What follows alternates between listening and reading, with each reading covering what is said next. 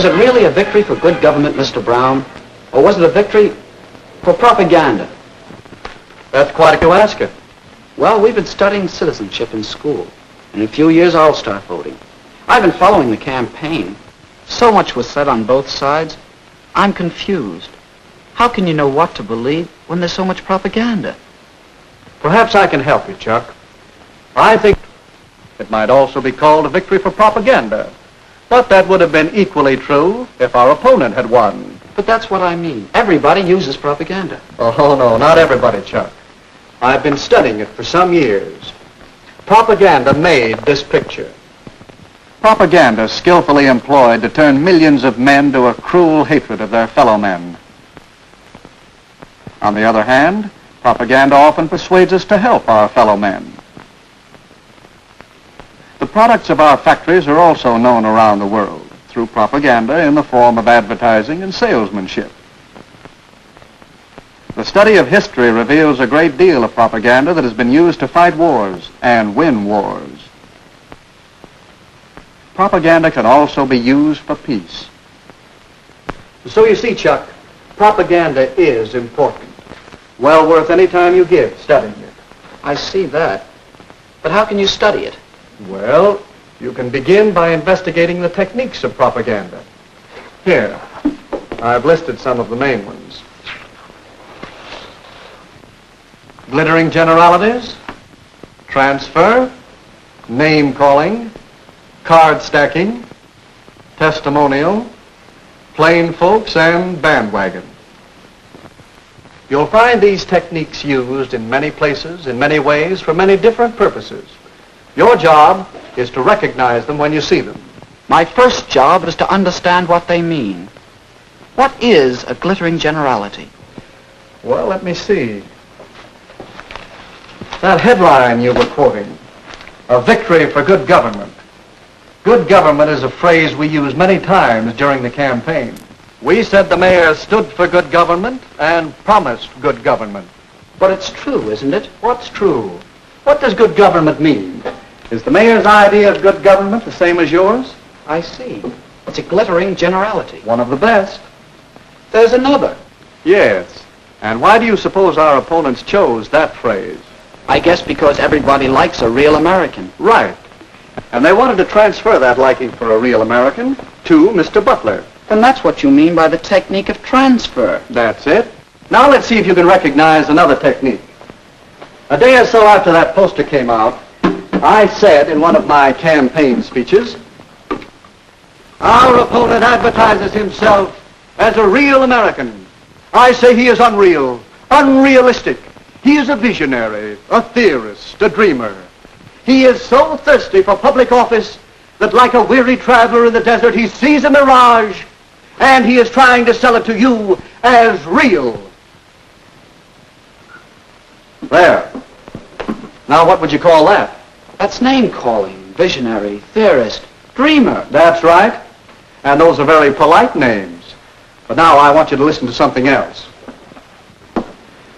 For my collection of propaganda materials, I've made a special record of part of one of Mr. Butler's radio speeches. Mayor Cooper asks that he be judged by his performance in office. Very well. Let's ask him who was mayor when the municipal waterworks fell into such a state of disrepair that the whole town was without water for 2 days. Let's ask him. But no, let's not. It might embarrass him. You recognize the technique? No, I don't. It's a tricky one. Is it true about the waterworks? Partly true. That's what we call card stacking.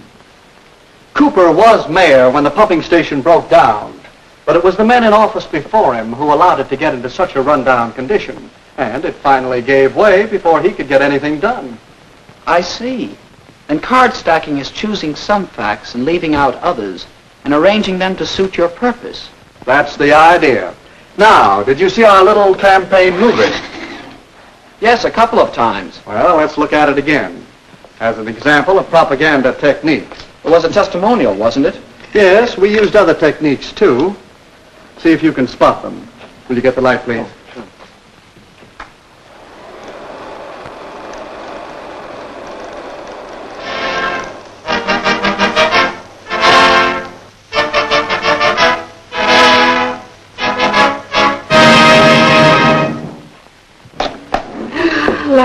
sakes. A body hardly has time enough. The house to clean, the washing to do, and the men folks to feed. They like their chocolate cakes, too. But I do want to take time to tell you that I've known Dick Cooper ever since he was knee-high to a grasshopper. He comes of a good, respectable family, just as honest as the day is long. And he knows our town. He's one of us. That's why I'm going to vote for Mayor Cooper. And all my friends are going to vote for him, too. We'll stop a minute, Chuck. Recognize the technique? That must be what you call plain folks. That's right. You'll find many versions of the appeal based on the common man, the man on the street, log cabin to president. Now let's look at the rest of the movie. Mayor Cooper. Her friends are voting for Mayor Cooper. Your friends are voting for Mayor Cooper. The people know what they want, and what they want is Mayor Cooper. Don't you be left behind. Get on board the Victory Special. Vote for Mayor. That ending's easy to spot. It's the bandwagon. Yes, the propaganda we've been talking about is easy to detect. But a great deal of propaganda is much more hidden, much harder to detect. That's what's bothering me. Even in a small local election, there's so much propaganda. That poster, a real American. It uses a transferred device. Does that mean it isn't true? Not necessarily. Evaluating propaganda isn't that simple. Recognizing the technique is one step. Another step is to know the purpose. What is the purpose here? That's easy. To get people to vote for Butler. Yes, to persuade people that Butler is the better man, to move them to vote for him. In short, to sell Mr. Butler to the voters. You'll find that the purpose of most propaganda is to persuade people to believe something, to do something, or to buy something. All right. But it still doesn't answer my question. No.